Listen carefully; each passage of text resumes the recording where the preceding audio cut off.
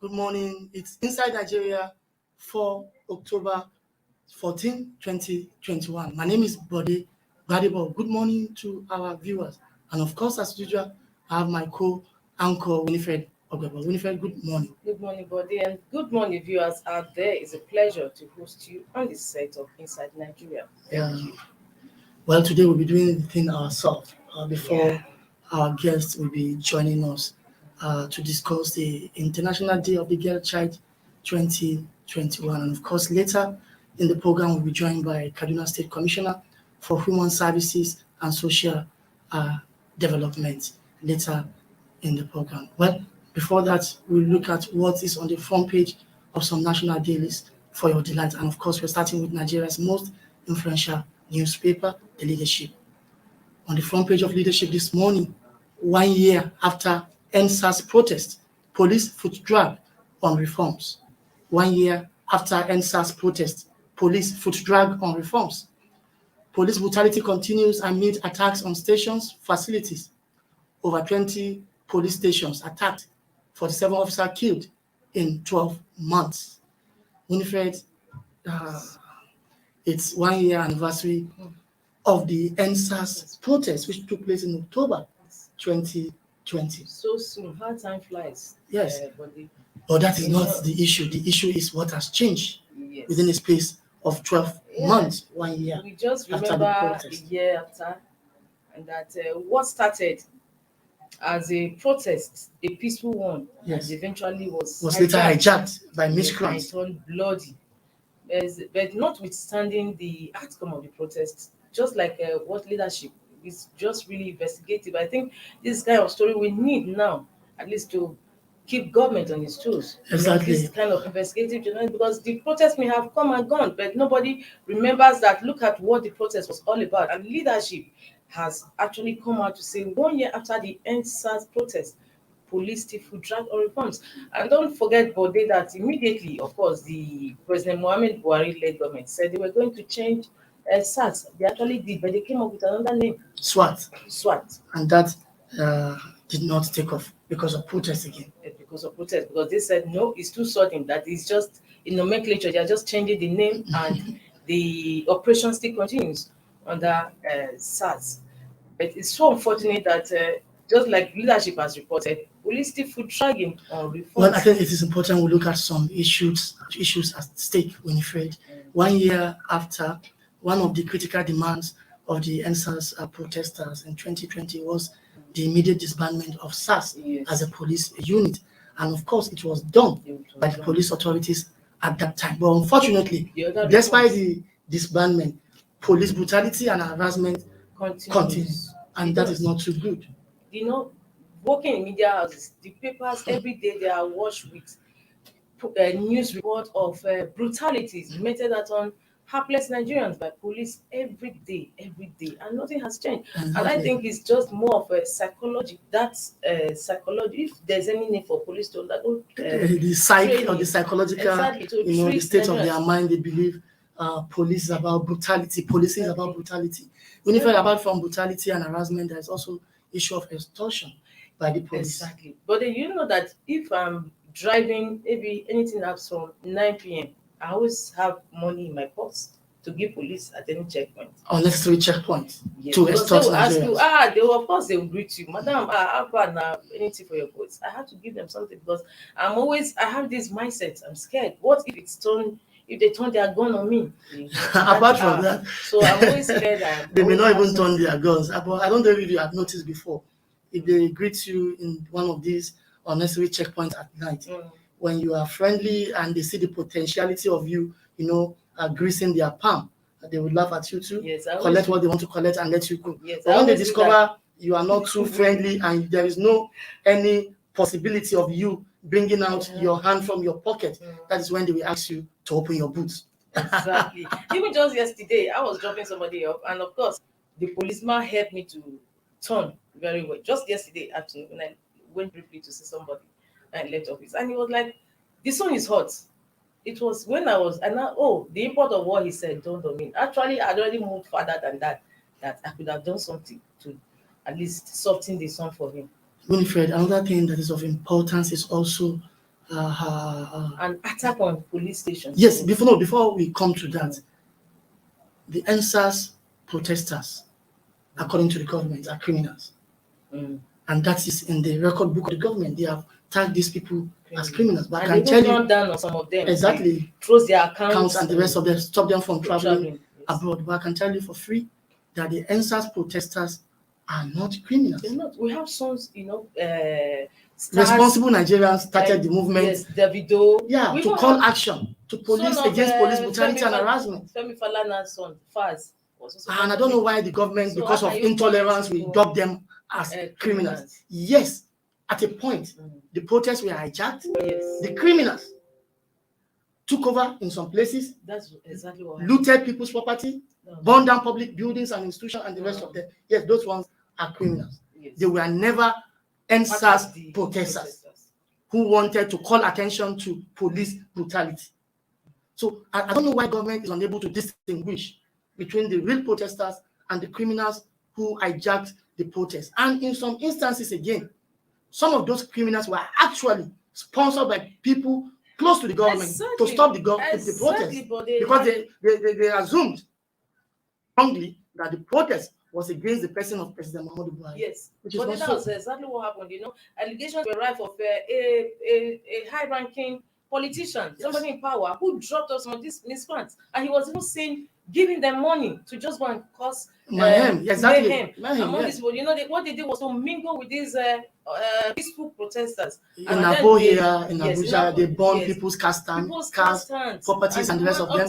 Even real NSAT protesters were attacked and killed. Yes, somebody was stabbed in Kubwa here in Abuja. The same thing happened in Lagos and the rest of them. I think we need to get the records very, very straight for the sake of posterity. They always misjudge protest. Anytime a protest is coming up, it's for them to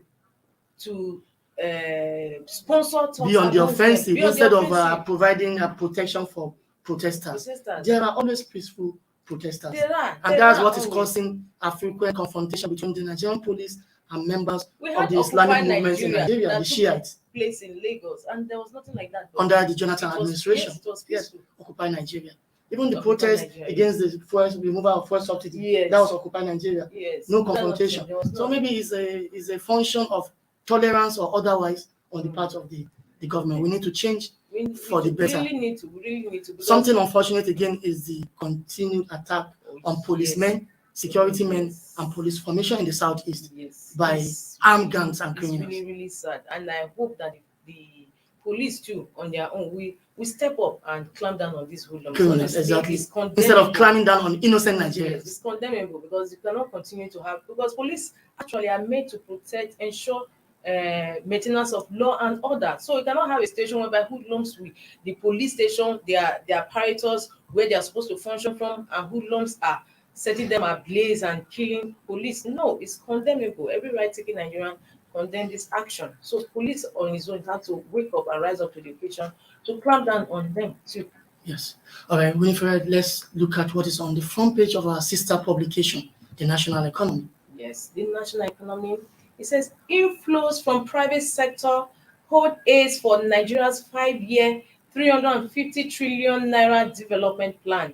Inflows from private sector hold aids for Nigeria's 5-year 350 trillion naira development plan.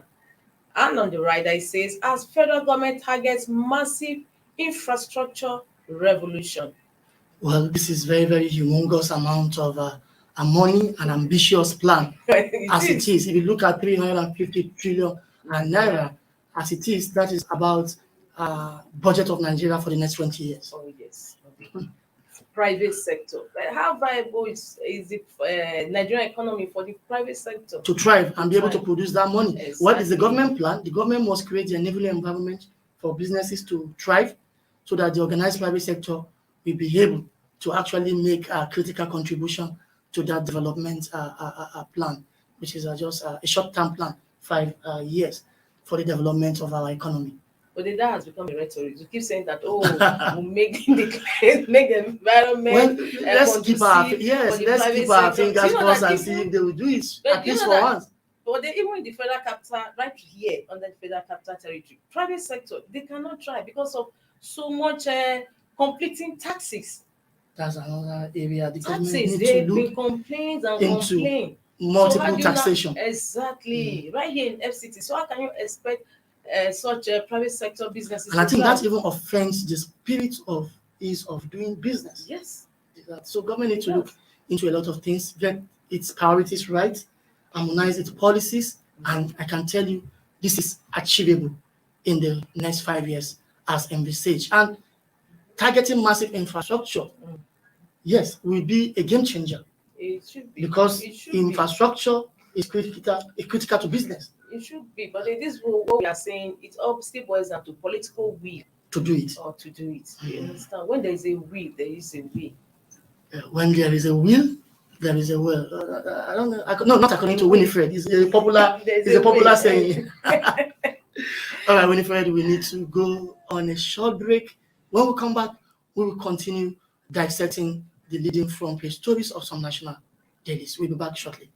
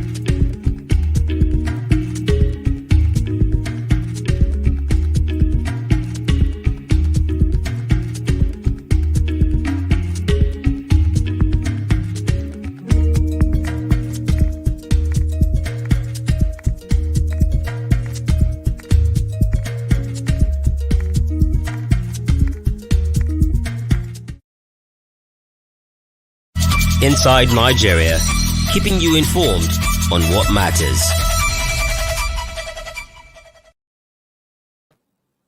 Welcome back. It's still Inside Nigeria this Thursday morning, October 14, 2021. We continue with our newspaper review segment. Well, let's look at what is on the next newspaper on our menu this morning, Winifred, and that is the Blueprint. On the front page of Blueprint, Senate's on 2022 budget, ministries, departments, and agencies sabotaging Buhari's infrastructure loan requests. Senate on 2022 budget, MDA sabotaging Buhari's infrastructure loan requests, threatening sanction 1 week after failure to appear, adjourns plenary till November 9 for budget consideration. Winifred, yesterday, the Senate President, Dr. Ahmad Lawan, raised the alarm, accusing some MDAs of sabotaging President Muhammadu Buhari's quest to develop infrastructure because some of the ministries and agencies of government summoned by the Senate to come and defend the loans as it concerns, their areas of operation have refused to show up. So, meaning they are not interested in the quest of the president to bring about infrastructural development. I don't know, Winifred, is this a crying wolf or is something we can take for real? But they've seen what is paying that. Even me, I'm shocked. These NDAs, actually, they have heads. And these heads of NDAs, they also report to... In fact, the Senate also, the National Assembly as it is, also has power to summon them, to even issue bench warrant of arrest against them. So I don't know why the Senate President... And the heads of these NDAs, they report to the head of service. Or even though some of them are even political appointed, they report to the President. The President is APC. The Senate is APC populated. Everybody is APC. So I don't know why they are finding it difficult to rein in that these they are people. coming out to cry wolf.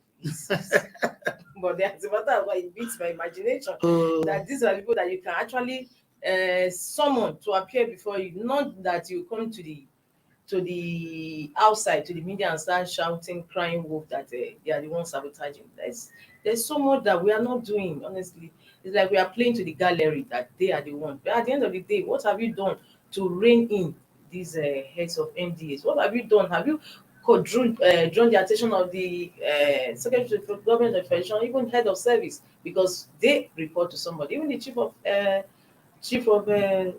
of staff too. To the president. Yes, to the president. They at least they are answerable to all these ones. So there's a way that you can actually rein them in without having to come out to cry wolf. Exactly, and now they are threatening sanction. So let's see if they can walk their talk by issuing an arrest warrant or some kind of sanctions against the erring heads of the MDA. One cheering news about this news is also the Senate has started the consideration of the 2022 budget. So consequently, they've suspended plenary sitting so that they can attend to the budget, pass it in good time, and also it can be able to return to the January-December budget cycle as we have been promised, which also started in the last 2 years. All right, Winifred. Okay, we are moving over to our last paper on the menu This morning, and that is the Nigerian Tribune. Nigerian Tribune has on its cover today, COVID-19. Federal government to enforce compulsory vaccination of workers December 1. COVID-19. Federal government to enforce compulsory vaccination of workers in December 1. And on the rider, it says to issue revised protocol within 24 hours. Take South Africa, Turkey, Brazil off restriction list. COVID-19. Federal government to enforce compulsory vaccination of workers December 1. But that is the story that's been making the rounds since yesterday. Well, I don't know. Remember, we hosted a medical doctor here a few weeks ago when we discussed. Dr. Christopher, yes. When we discussed about the order by the Edo State government to force civil servants to take COVID-19 vaccine. And we are again, the federal government is now following suit by saying from December 1, workers who are unable to provide proof of vaccination will be denied access to government offices. Is this necessary? I don't really know. But it's necessary. I think it's necessary. We need to fight this. Find out first and foremost. Do we have enough vaccines? Because we don't have enough vaccines. That so there were promises that they were expecting how many? I've forgotten now of vaccines. I think we need to think out of the box. Do we have enough look vaccines inward and see if we can do this thing locally. Yes. Produce vaccine locally. Vaccines for now. That should be the worry. That's a factor. The factor. Okay. First, before you start saying that you want enforcing, to enforce it. Okay. Yes. You have to ensure that there's enough vaccine to go around your workers first and foremost before any other thing. Okay. Apart from that, before now, South Africa, Turkey, Brazil, we are on our restriction list. Travelers from these countries were not allowed to fly into Nigeria directly. But now, yesterday, we left them off the hook, given the fact that maybe their measures in those countries have satisfied us. That, okay, people from there can come here and they will not put our population at risk. It's okay. But have you been vaccinated? Me? Yes. Yeah, I've been done first, second. No, I've done first vaccine. Okay, that means if you are vaccination first, okay, I've done the two. If you are to enforce the same protocol here, we will not allow somebody like you to enter the office. One is not complete. Yes, I'm looking forward to taking the second one. I think you need to do the second one as quick as possible before we follow what the government is doing to enforce no jab, no entry. All right, Winifred. Okay. Yes, that's all we have on the newspaper review segment this morning. Like I said earlier, we'll be joined by the Kaduna State Commissioner for Human Services and Social Development to discuss the International Day of the Girl Child 2021 and look at issues around this as it affects Kaduna State as Nigeria as a whole after this a short break. Yes, the International Day of the Girl Child was actually celebrated on Monday. Yes, October 11th, 2021. So we'll be talking about it later on in the program. Don't be away. All right, stay with us. We'll come back and discuss the International Day of the Girl Child 2021 shortly.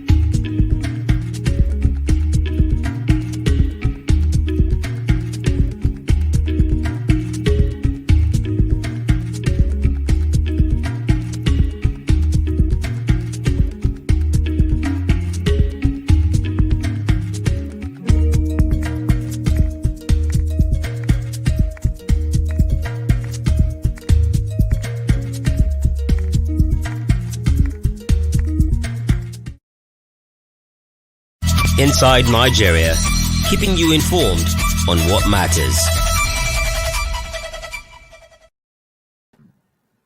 Welcome back. It's still Inside Nigeria, and of course, we are to discuss the International Day of the Girl Child 2021, which was celebrated a few days ago on October 11, 2021. We are expecting the Kaduna State Commissioner for Human Services and Social Development to join us for this discussion in person of Ajia Hafsat Mohammed Baba, who is about to join us any moment from now.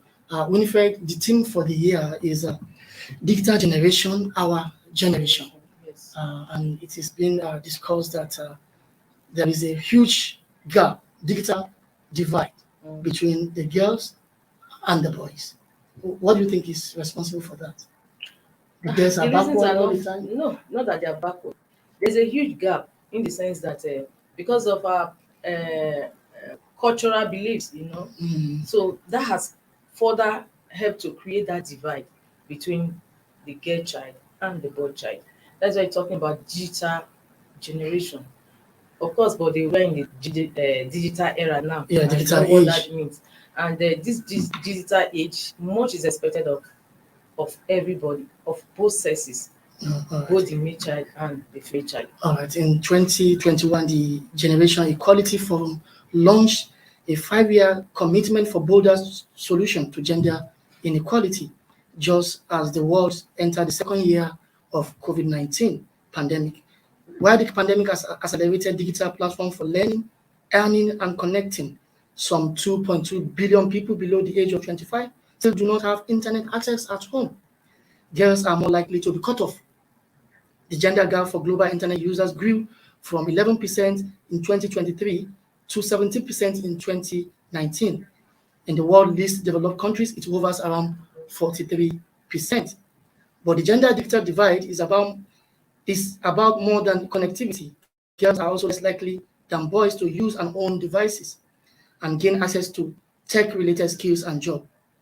Only by addressing the inequality and exclusion that span geographies and generation can we usher in a digital revolution for all, with all. Winifred, it is believed from this introduction that we cannot even have a digital revolution if a section of the population is being sidelined. The girls That is just all must be involved. Yes. All right. We don't know if we have the Kaduna State Commissioner for Human Services and Social Development. All right. We're being joined by Hajia Hafsat Mohammed Baba, the Commissioner for Human Services and Social Development, Kaduna State. Good morning, Hajia Baba. Good morning. All right. We are still having issues with that connection.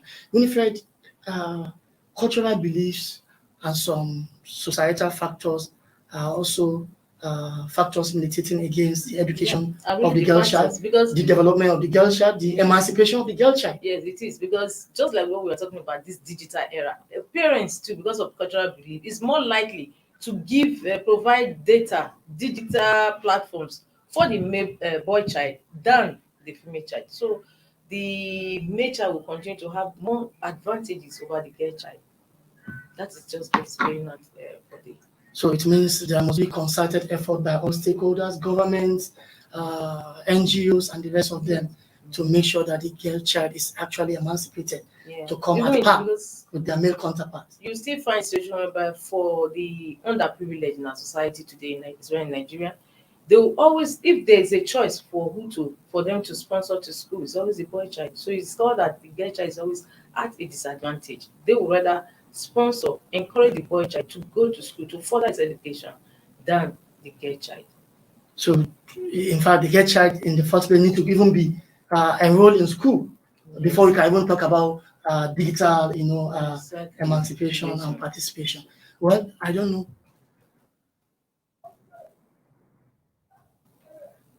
All right, we need to go on a short break to fix our connection with Hajia Hafsat Mohammed Baba, who will be joining us shortly for the discussion on the International Day of the Girl Child 2021 as it affects Kaduna State and Nigeria as a whole. We'll be back shortly.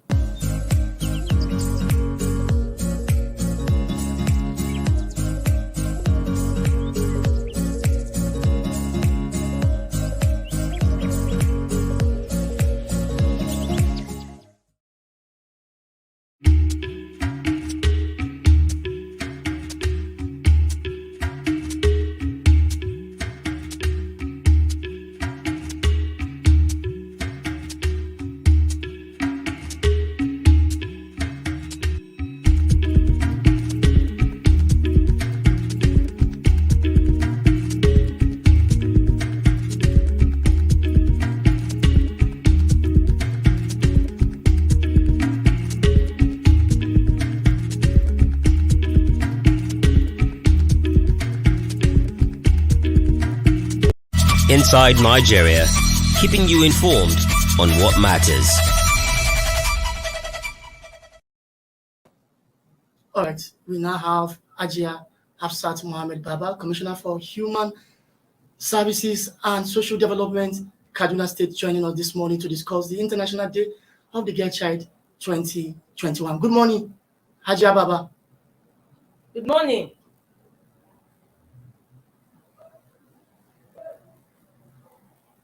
All right, seems that connection is still giving us some challenges from Kaduna. Winifred, I'm not surprised, some parts of Kaduna states are under Yes. shut down. Telecommunication was. in those areas have been shut down in order to effectively fight the bandits. And I think the effect is even affecting the Kaduna metropolis. Remember yesterday when we spoke with our correspondent, the network was wasn't too clear. So this morning, the same thing is repeating itself. But I don't know, digital divide is on the increase in least developed countries like Nigeria. And like we said earlier, there are a lot of factors responsible for this. That is why we want to listen to stakeholders like Haji Hafsat Baba, who is the Commissioner for Human Services and Social Development in Kaduna, to tell us what they are doing to actually bridge the gap on the occasion of the International Day of the Girl Child 2021. I learned we've lost the connection again. I don't know what is happening. Winifred, what do you have to say? Oh, yes. Last year, during the lockdown of arising from COVID-19 pandemic, of course, schools were closed. Exactly. And students had to learn with their platforms. Exactly. Even meetings had to be, conducted on Zoom and other electronic platforms. Digital platforms. So that necessitated the need for parents and schools to come up with devices that will help their children to learn. Exactly. That was what came into play. I think that was what formed the theme for this year's celebration. Yes, digital generation, our generation. We have now Hajia Hafsat Mohammed Baba with us, Commissioner for Human Services and Social Development, Kaduna State. Good morning, Hajia Baba. Yes. Good morning.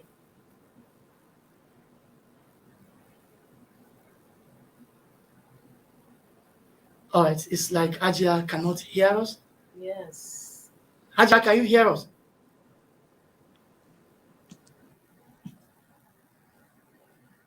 All right, we don't know.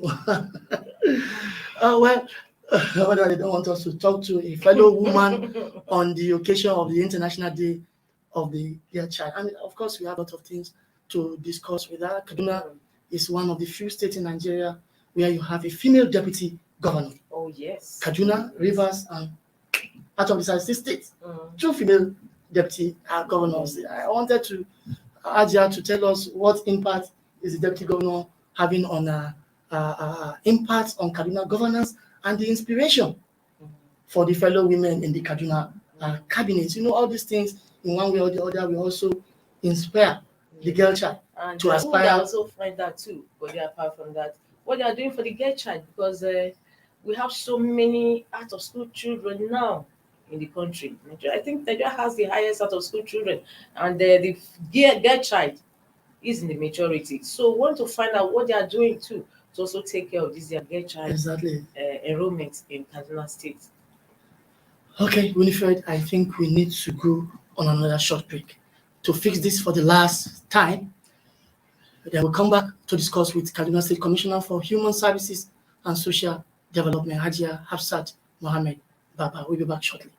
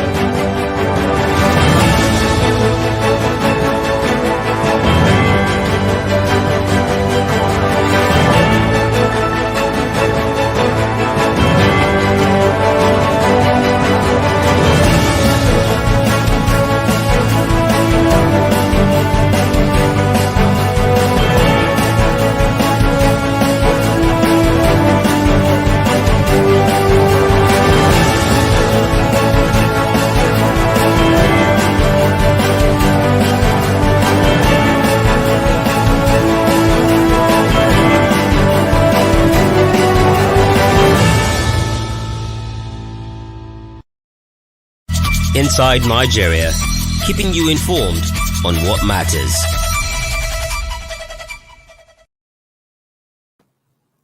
Welcome back, viewers. We apologize for those hitches, and of course, we are unable to bring on board Ajia Hafsat Mohammed Baba, the Kaduna State Commissioner for Human Services and Social Development, to discuss the International Day of the Girl Child 2021 and hold to some things beyond our control. The outages in Kaduna, the network, whatever is affecting. That was most unfortunate. We're actually looking forward to it. We Remember, hope to who was bring her supposed on to board. even talk to her yesterday because of this network issue? Yes, we couldn't yes. do that. We- And today is the same thing, yes. It's We hope to bring her on board disappointing. another time when the situation improves. Winifred, it's time to go. Oh, yes. Well, viewers, we thank you for creating time to join us from the hours of 10 to this time. Be with us tomorrow for another edition of Inside Nigeria, which will be the last for the week. So my name is Body Padibo. Bye for now. Bye.